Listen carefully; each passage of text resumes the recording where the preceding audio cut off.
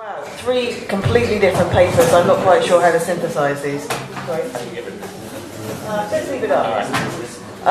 I'm just going to start with a quick question, because from an outside perspective, if I didn't know all the personalities involved, I would be charting the history of Russian art from the early 90s onwards as a shift from interventions and actions in the streets to the kind of theatrical installation of political activism with Shodelat, through to an artist who makes watercolours and makes films about galleries and museums. If we're going to take a very simplified route through this, which I think brings us back to these questions around autonomy and whether this should be a kind of retro-conservatism, or I don't know. I think there's discussions around this. So what my question is, has the development of art from the 90s to the 2000s in Russia been better for art or for politics? Because the line that you're tracing, Ilya, seems that this is a narrative that's much better for art and better for politics and bad for art,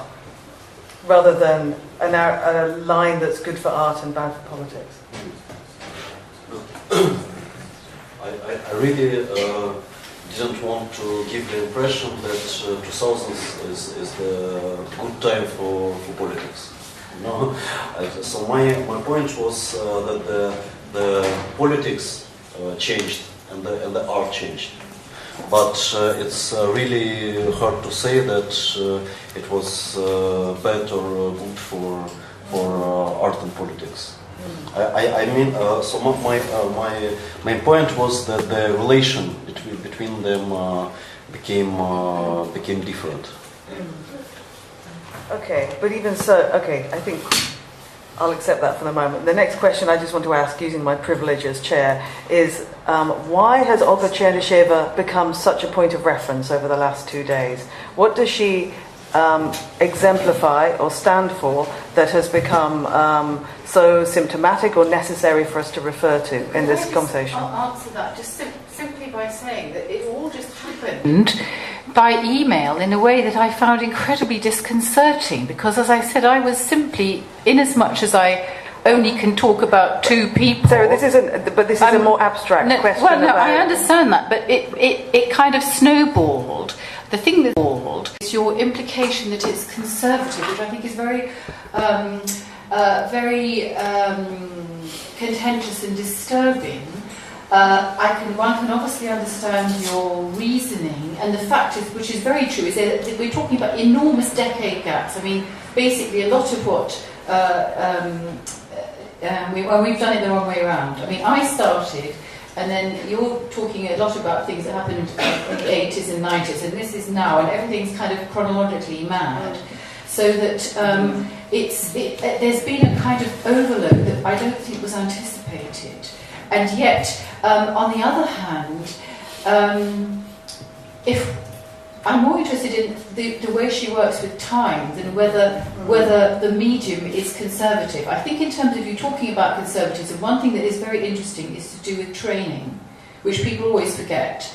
And the fact that cinema schools are making people paint, and the fact that painting, for somebody, I don't mean for somebody like you, Claire, but I mean, by definition, painting, even though Kabakov does it in a kind of ironic way, is considered to be very ambiguously linked to conceptual practice, although that's exactly what Bulutov is. And it's considered, and also being a good painter, because if you're a good conceptual artist, you're supposed to be being critical or kitschy or whatever. So that there's a very funny problem about medium going on here, and what is, if you like, a legitimate medium for criticism. I asked that question as a provocation, and evidently trying to build on the discussion we had yesterday with Katja and David about autonomy. So I don't want to, I think this is not a case to re-rehearse those arguments, but I just want to ask, well, maybe Nadim, you'd like to address this question in terms of the Western reception of Chernyshev's work. Well, I think, rather than being seminar specific. If you went to the last Venice Biennale, you would see that, apart from London being a stage for Russian art's legitimation, there is a kind of Russian sort of presence in Venice on a massive scale. It's very post-national in the sense that rather than just the national pavilions, these oligarchs who have more in their bank account than some countries' GDPs, have their own pavilions too, where they put up things like massive installations by AES plus F. And I think, I was saying to Olga yesterday, I'd like to consider your work in relation to AES plus F or vice versa. And she sort of found that suggestion quite disturbing and distasteful. And I said, but the kind of what the West sees of Russian art, like that's being made today, is something very cold and super slick and cold and big money. Like that's what gets attention. And so Olga's work is somehow, if AES plus F are a sort of anti-humanist, she is somehow a humanist video artist. And there is a contrast between the slickness of their visual presentation and her kind of elegiac, it's Wagner versus Mozart. And I also think it's interesting in terms of what Boris was saying about disease, because if you like, the diseases are different. I mean, Olga is looking at certain kinds of, if you like, disease or garbage or whatever you like, but obviously AES plus F in this gruesome and more contemporary way, if you like, is looking at something that's very, very wrong, something that's extremely dysfunctional, and it's linked with a kind of hygiene. And in fact, with your strikes, protests, it's about something that's wrong, basically. There's something wrong in the system, there's something evil, i.e. Russian fascism. And there's this kind of, there's something dysfunctional and to do with diseased body politic that unites them all in different kinds of ways, perhaps. Because, your things are supposed to be, they're not supposed to be art protests. The last one, the anti-fascist protest, it happens to be a Chotilat guy who's actually on the streets. And we are kind of, as spectators, not as participants, disconcerted by the similarity of the two sides fighting each other, which seem to be like a kind of a symptom of repetition in some kind of thing. I don't know what to think about. No, but what you told about the clarification of the borders, even between the classes, the social stratas, and so on, that is something that is really reflected by art, and especially the system of art. For example, the last Moscow Biennial, that nobody wants to talk about it. Yeah?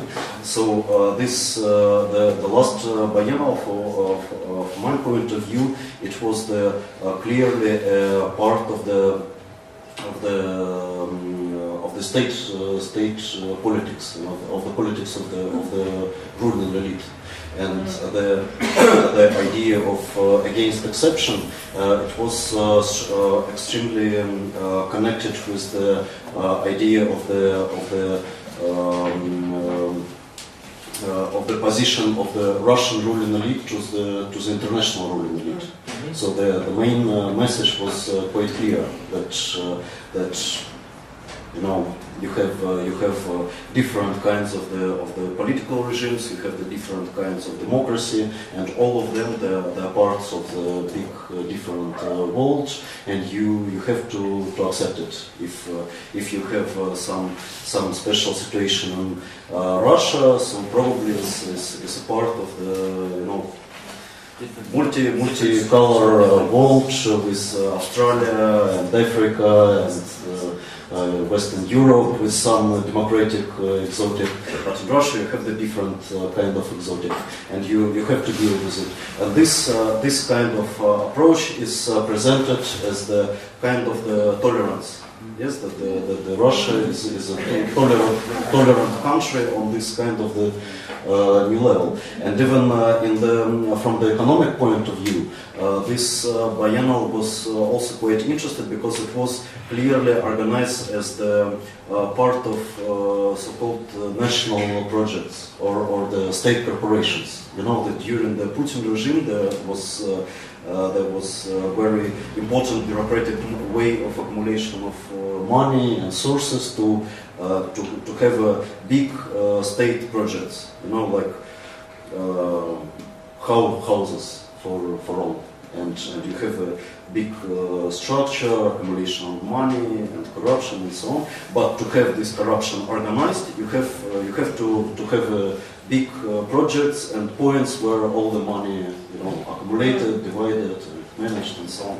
And in the last Moscow Biennial, you clearly saw the contemporary art national project of Russia, where all the activity in the contemporary art were accumulated in one place, all the money were accumulated in one place, all the sources were accumulated in one place, and they were still divided, and how it's happened all the time in Russia. So from that point of view, I think that it was a quite a good picture of this clarification of the book. So this biennial was very clear, and my personal point of view that it was my favorite Moscow biennial. So because it was very understandable. It was understandable. It was clear. But you mean the other two were not understandable? Yeah, they were not so clear. Okay, so we've got three questions here. So David, somebody at the back, and Eddie to begin with, and then we'll have the second phase.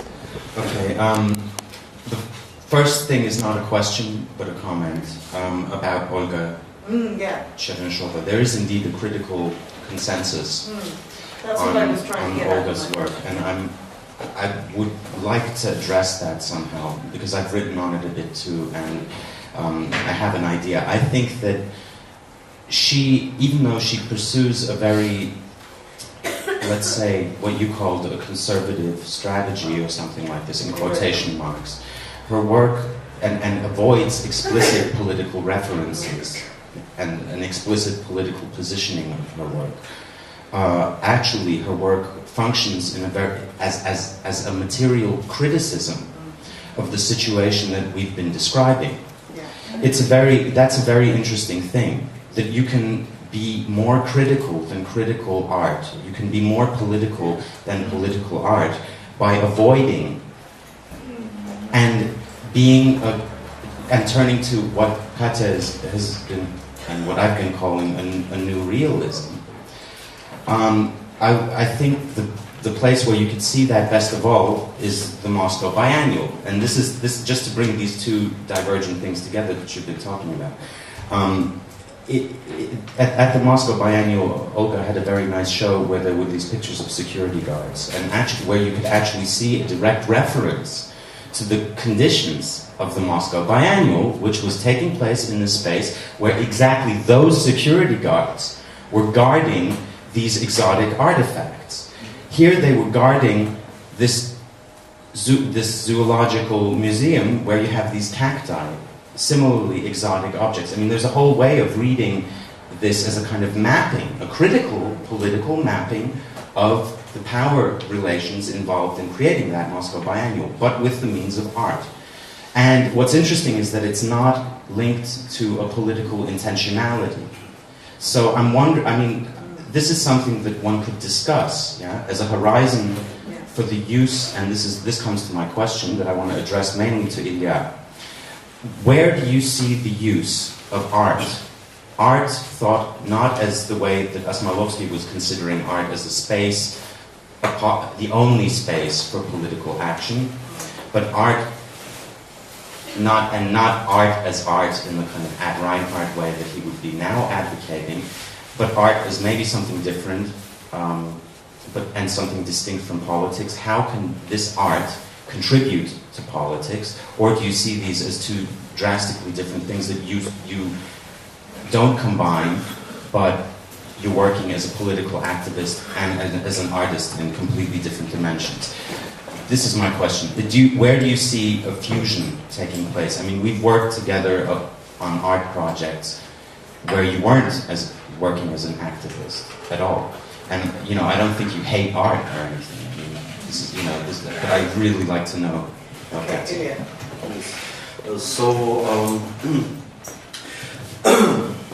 Yes, it's quite difficult thing because my strong personal feeling during the last years, it was the feeling of the division between the art and political praxis. And I think that this kind of autonomy of this kind of practices, that is something that is not really needed because it's presented, but it's something that needs to be reflected and understood. That art praxis is not something that really can work as the instrument of the political change. Yes, I think that art practice is not this. So, and you think what, but you have to think what the place of art on this relation with political change, because there is a relation, but this relation is not directly connected with the art process. And I think that of course the way of I don't know, continuum actionism, as it was in the 90s, is absolutely a dead end. It's not working anymore, and it will not work in the future. In the same time, you really feel, and during this Moscow Biennial, it was very deep feeling of the lack of this critical position, because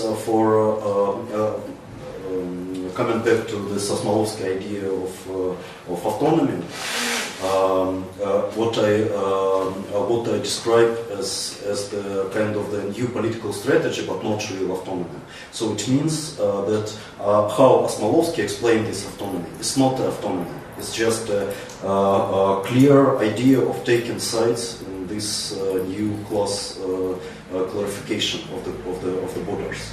And that means that we have to take, with some historical reference, deep understanding of the logic of history, we have to take side of the what he called masters, and that's how he.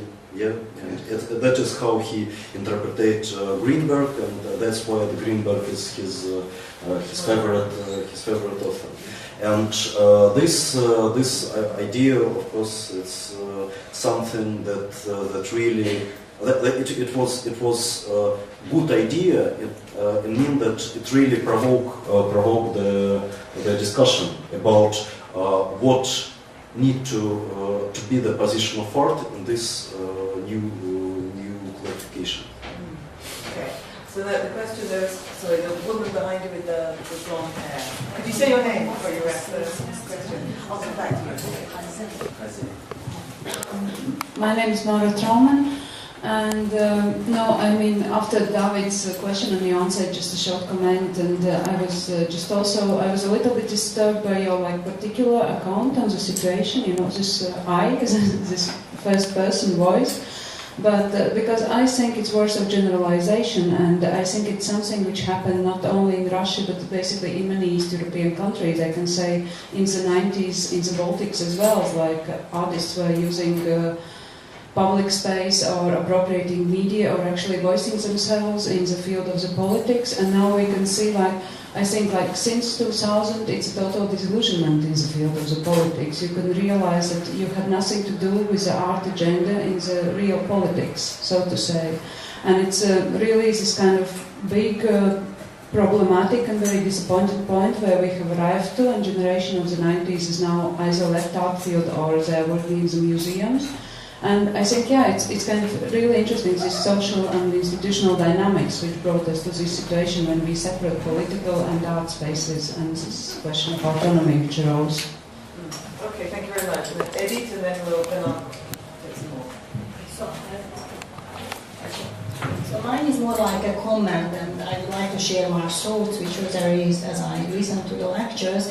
And because Ilya's position, one point bothers me a bit, and I have problem with this art which should be seen from the point of view of politics. I just felt some kind of hints of authoritarianity and from authoritarian voice. And from this position, I can understand Sarah's positions, speaking about Olga's hidden democracy, as you did put it, kind of hidden or Utopia, yes? See, I wrote democracy. I wrote true democracy. Yeah, true Then I thought democracy. that's not a good idea. Then I put real democracy. I just said the real, Okay, giving those maybe I people some understand. representation and Democracy. voice. And I do hope my paper came over as giving her some political resonance. Yes, and I now can, from this position, I can now understand that strategy.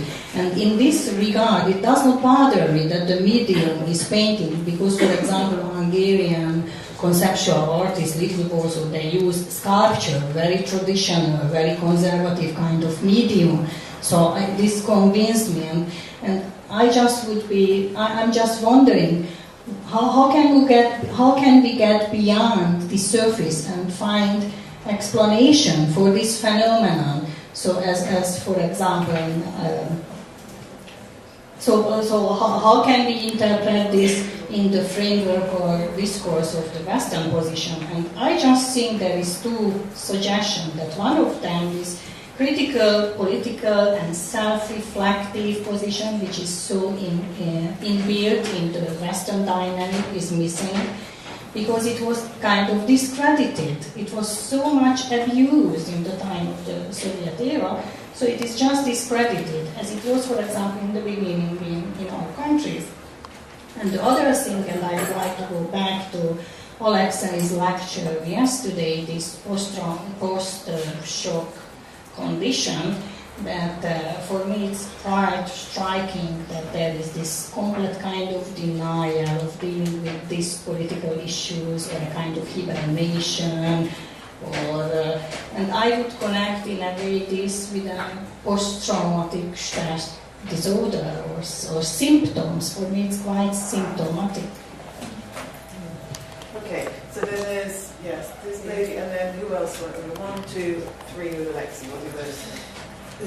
I wanted to give a kind of a small remark or a comment to what Nadim was saying about Komar and Melamid. So, first of all, Komar and Melamid did a Polish series of wanted and not wanted paintings, but it happened in the late 90s, and therefore, well, if you wish, I can send you the images. Yeah, right. Nevertheless, I don't think that in the publications which were done before, these images are available. I remember also one more thing. I remember when I met Komar and Melamid first, in early 90s, maybe late 80s, at Ronald Feldman Gallery in New York, and they heard that I'm from Warsaw, from Poland. Well, it took us quite a long time to get together. They didn't like me at all, and maybe more, and I had no idea why. And then one of them explained me that Poles have cheated them, lied to them about modern art. And I was also not completely understanding what he meant. But today you meant the articles in Art Forum, which were seen, translated, and most probably it was in 80s when even this one copy of Art Forum was not that easy to get in Moscow. And Komar and Melamid were buying a magazine which was not an art magazine, but good-looking, kind of glossy magazine called Polsha, which was called Poland. And it was a kind of Polish export propaganda magazine with a really lousy so-called modern art. And they were absolutely sure that the art in the West looks like in the Polsha. And then when they ended up in New York, they faced a shock, because of course art didn't look like in the Polsha. So, well, as I said, I had the pleasure to work with them, let's say 10 years later, and they did the Polish most wanted and Polish most ugly painting, and we still have them in our Center for Modern Art collection. And sometimes it's even on display, and that's another story. But it took us years to go from this Polsha effect to a kind of normal experience of noble cooperation. And there is one more thing, because you were mentioning Kabakov a couple of times. And I remember that I faced a kind of shock when I was working with Kabakov in early 90s, between 92 and 94. And it was before Emilia was correcting his CV. He had a very honest CV with all group exhibitions mentioned. And his first exhibitions, his first group exhibitions, or maybe his first exhibitions ever, were in Sopot and in Poznań, in Poland. I was really trying hard to find the traces of this exhibition. Nobody remembers. But he had it in his official CV. And I was asking what he was showing there. He was showing drawings. And these exhibitions were incredibly important for him. I just wanted to mention it. Okay, thank you very much. On your discussion. There's the lady with the dark hair behind you. Hello, I'm Karolina Nowak, and I would like to say something about the relation between politics and art in Moscow that I have experienced.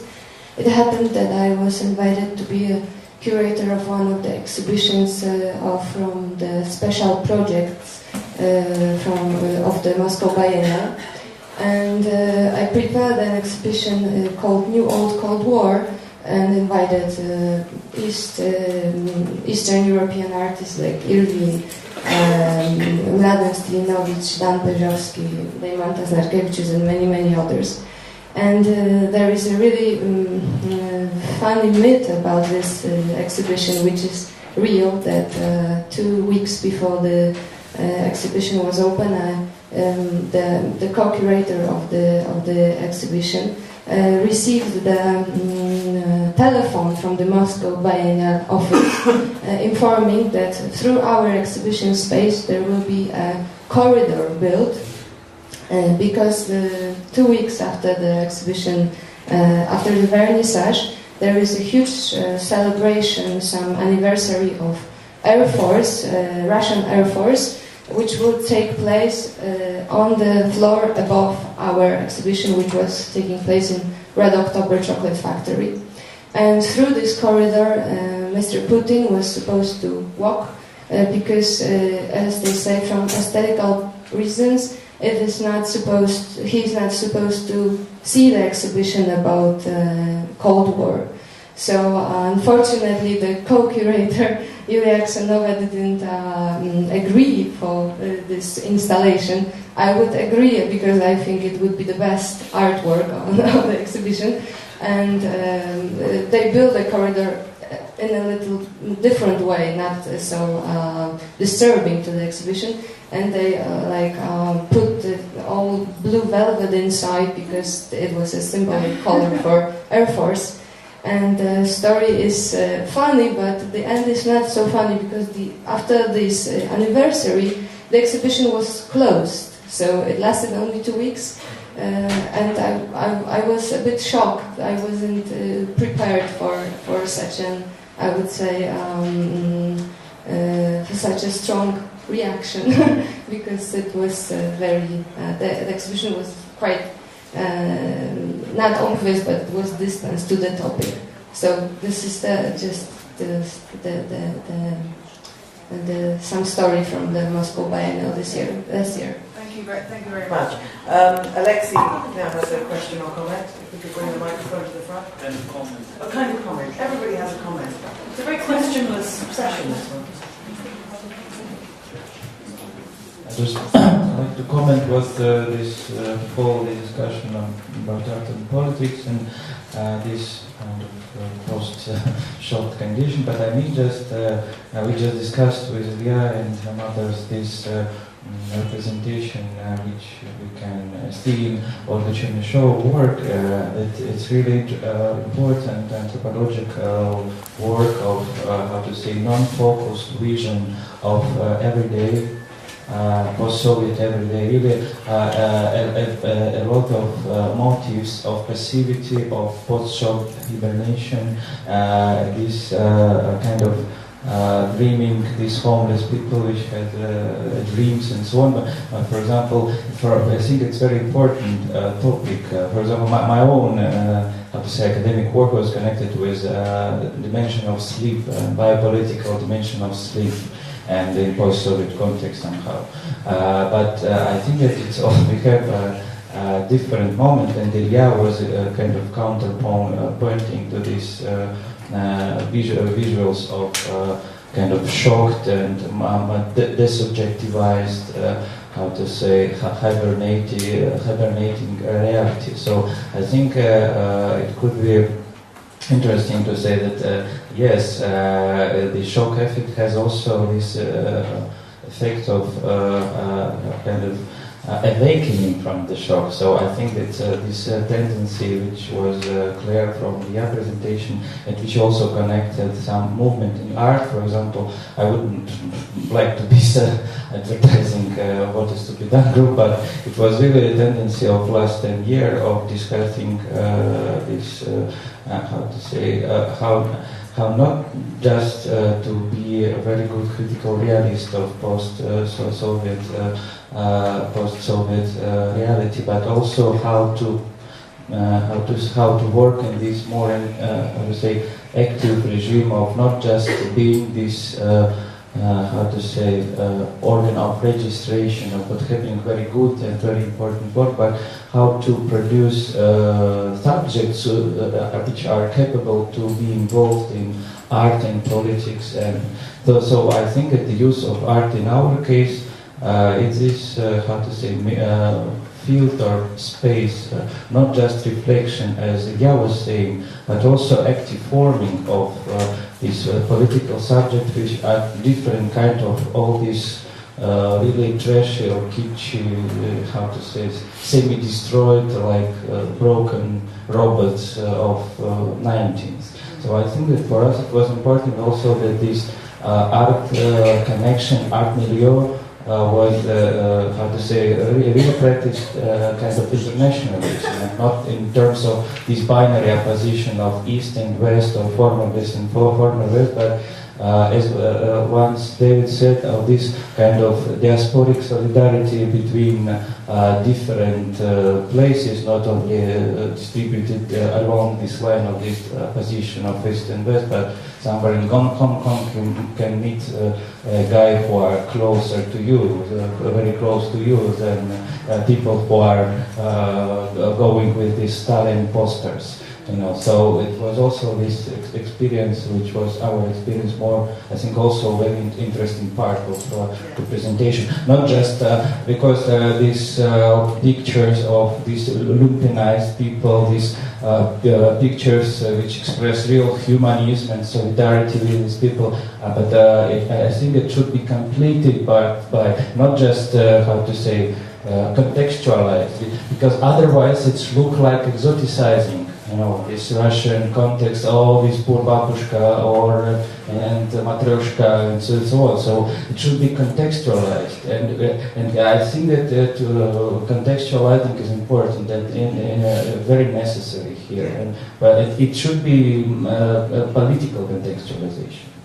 Thank you. And then Katie, and then maybe. I was just going to comment because there had been so much argument about the 90s, about the actionist period, whether it's art or not. And you, Claire, were visiting Anatoly, and you know his position himself, that he is completely rejecting that period as his artistic kind of biography, and he's saying that that was some kind of winding up of his own creative energies. But I would say that in the 90s it was such a blank space, both of cultural institutions, of political institutions, of artistic institutions, such a crush of all former infrastructures, that these open spaces, when we say that these were interventions even, we cannot speak about interventions, because this was the period of extreme creativity in political technology. Politics itself, political manipulations and artistic projects were one and the same things. Because if you take, for instance, the emergence of the galleries like German Gallery, German was one of the most active political technologists, taking part in different political campaigns, as well as Regina gallerist, Ovcharenko. And the new artists that emerged, they didn't belong to the quasi-institution of the conceptualist circles, because this was a definite art territory. No concrete art territory existed, contemporary art territory, but what conceptualists really created, it was a virtual and very articulate art territory. The 90s come to the complete absence of any art articulation, cultural articulation, and political articulation. And political appropriation becomes one of the most energetic and artistic attempts to gain the space. So this was some kind of competition in appropriation and privatization of the spaces. And when politics and political manipulation and even, how to say, cheating, technological cheating, became extremely artistic. So as soon as the territories had been already appropriated, gained, and stuck to this or that institution, that was already superfluous, am I right? So that was already not necessary. And therefore, well, as soon as the territory is already appropriated and owned, I think all those political actions were absolutely not needed and shifted to already existing well, spaces. No, I think it's a completely fascinating transition that takes place, and I'm really glad that everybody's contributing to this discussion around this. However, I'd also, I mean, so we were supposed to have Victor Miziano here, and I wanted him to be here so that he could speak about the exhibitions that he organised in the 1990s and the institutions that he was involved in. And I'm scanning the room. I'm wondering if Katya could maybe summarise his contribution to that discussion to the institutional framing of art in the 90s, because I'm worried that the impression is that we're giving is one of total chaos and of no exhibitions being done. No, I couldn't. No. But I know you'll have a nice critical perspective on it. Do you have any? No. Well, as for the exhibitions, Victor could account for them best of all, and nobody could. I think nobody could definitely just make a proper description of what he had been doing. But one can be said that the only institutional space that had been articulating happening processes and political artistic actions was, of course, the Moscow Art magazine.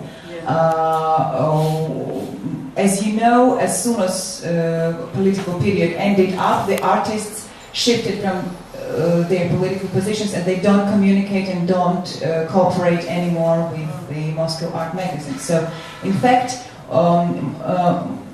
every other time, Moscow Art magazine was taking up the youngest politically active generation. So when Osmolovsky and Preobrazhensky and others, Radek, were active, Moscow Art magazine was about their activity. When there was second generation, what is to be done, etc., it was appropriating this. So you may say that Moscow Art magazine is about genealogy of politicality about art on the one hand. On the other hand,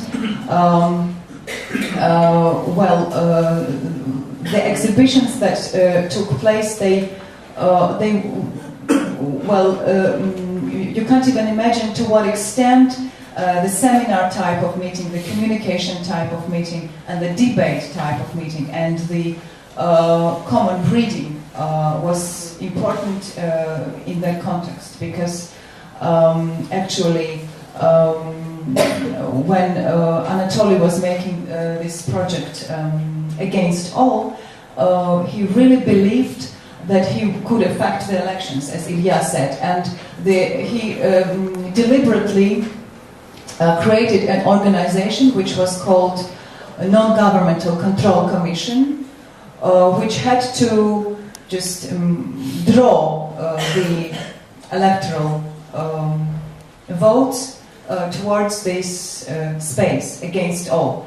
But in half a year, as soon as he made this project, this option of voting was disappeared. It was cancelled.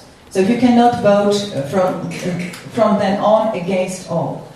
There was one more thing that they were threatened.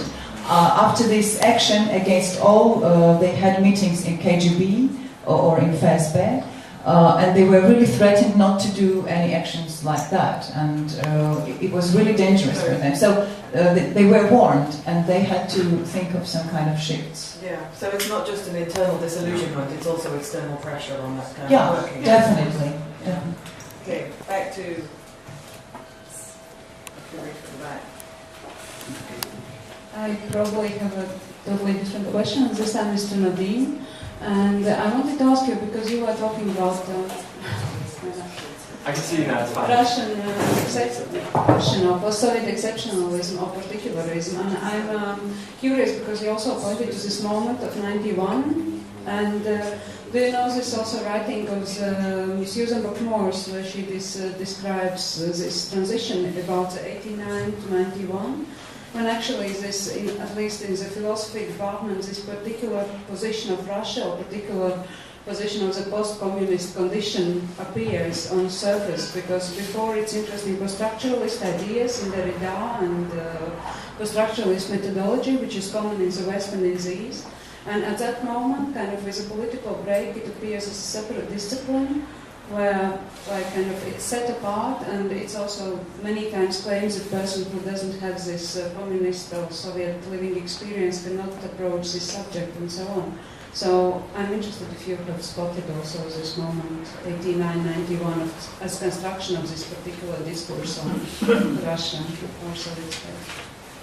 I think you're right to bring it up because, I mean, it exists in the context of departments of Slavonic studies in the UK and in America, but what it doesn't do is transfer across the departments into the art history department. I mean, in the university, you know, we're only now in the context of 2009, sort of, or maybe just a few years earlier, starting to embrace it, you know, in sort of, Courtauld or elsewhere. So I think there's been a kind of academic division of labour in the West, and that slows down the sort of passage of that kind of discourse into let's say American art history departments. I just don't think there's much of it there. I mean, I asked Hal Foster, why haven't you written about say Kabakov, for instance, in art since 1900? He said, like, you know, I said, didn't you think he was worth it? You know, he said, oh, we didn't think we possessed the kind of critical tools to deal with it. That's what he said to me, like last week at the Serpentine opening. So, you know, it may have something to do with academic division of labour, I think.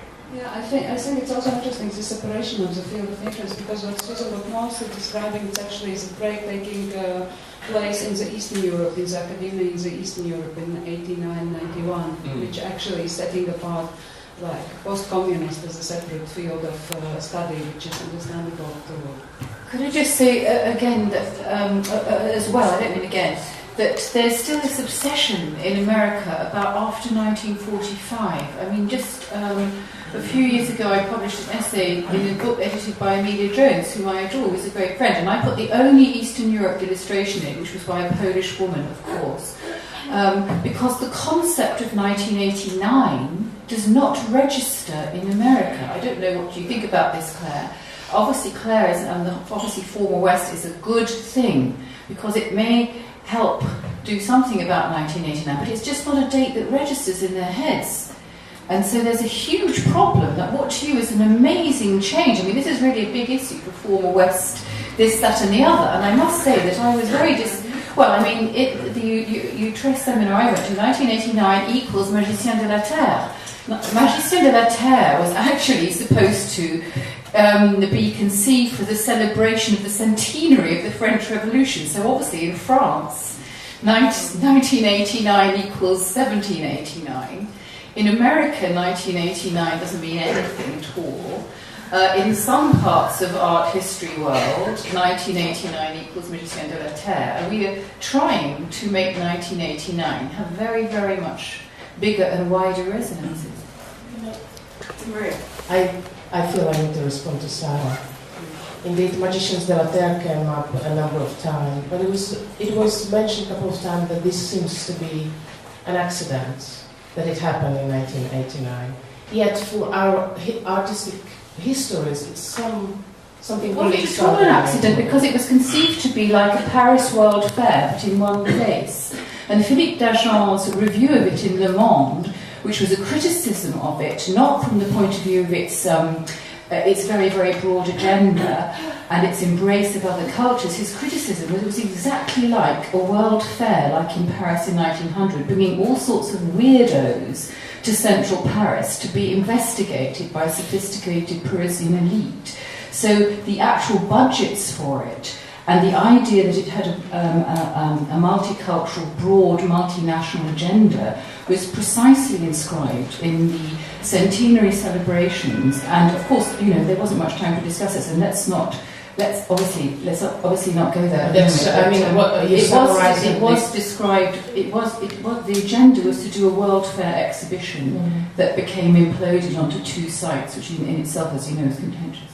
But I think what you're doing is summarizing the discussions at the Congress. I'm not trying to be negative. I'm just saying that in many art history departments, I like to bring it beyond Magicians de la Terre. Yes, of course. I just was talking about 1945. I started off by talking about 1945. I'm not trying to be at all contentious. I'm just saying there's a problem in the teaching of art history and humanities disciplines. Absolutely. And I'm preparing a keynote that I'm to deliver in the States on Former West in just 2 weeks' time. And indeed, terms like former East are absolutely absent, in my opinion, in the discourse. But to not to misunderstand this, the concept of 1989 is absolutely not present in Western discourse. I remember when Charles Ashe and I started to teach a course on Former West in Utrecht University, we would be talking, we would be, hour and a half into our lecture, and then Charles asks, because there was an unrest in the room, Charles asks, are we all on the same page? And then there's a hand somewhere in the back of the room asking, excuse me, has anything happened in 1989? And, I lost it a bit, and Charles, in a very cool way, goes like, okay, guys, did anything happen in 1968? No one knew. Did anything happen in 1945? 2 people knew. 1789, etc., etc. I think that we face a much bigger problem than Americans not knowing what 1989 is. I think it's very, very important to understand also one thing, that even we in Eastern Europe seem to simplify 1989 to some kind of political event in the former East.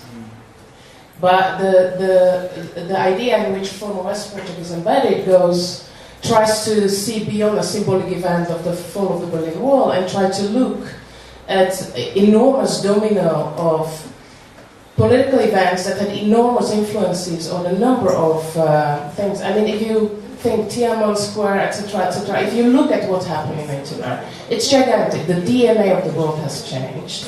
And you can see it in a couple of things. Globalization could be almost located in that year. Return of religion could be located in those political happenings. Technological revolution, the way we speak to one another since 1999 is unprecedented. Another question is, how did actually this influence the changes in the world and, of course, in artistic practice? And those changes are gigantic. And indeed, it's important to get out of this dialectic between East and West. Of course, former West rhymes former East. But I think the problem is much bigger. We're trying to see what the dialogue with the post-colonial and post-communist thought actually brings us in understanding where we are today. And former West, it's not a status quo. We're not in the former West, sadly. It's more a horizon to go towards, right? It's a kind of it's a horizon to move towards, but more a kind of analytical and problematizing device to understand what possibilities there are before us. So I think that's how you can look at the year 1999 differently beyond this kind of basics that we don't even learn from textbooks as yet. Thank you. We'll have one response to this from Nadim, and then we'll break for lunch. Just a short idea. I mean, the way you just put it across, it would seem as though the idea of a former West is this kind of, you know, ideal we strive towards in our kind of discourse. But, you know, one mustn't forget that, I mean, if the sort of collapse of the Soviet Union is a major empirical falsification of sort of Soviet Marxism, it's also a kind of empirical falsification of kind of Enlightenment kind of rationality, or kind of like politics as sort of kind of rational technology, you know. And I think there is an empirical falsification of the West in China's rise, specifically, you know. So that's something to consider as well. It may not be as hypothetical as we think, you know. The fact that, you know, they're chewing their way through a hell of a lot of resources that we can't get anymore, and that kind of thing. Okay, I'm going to break this here so that we have 1 hour for lunch, and we're going to have a general former West discussion, I think, right at the end, after we've screened Paulina Lowska's film. I'm sorry to the gentleman in the back, but I can sense that people are restless, and I think we're going to break, and we'll start again at 2:15. Thank you very much.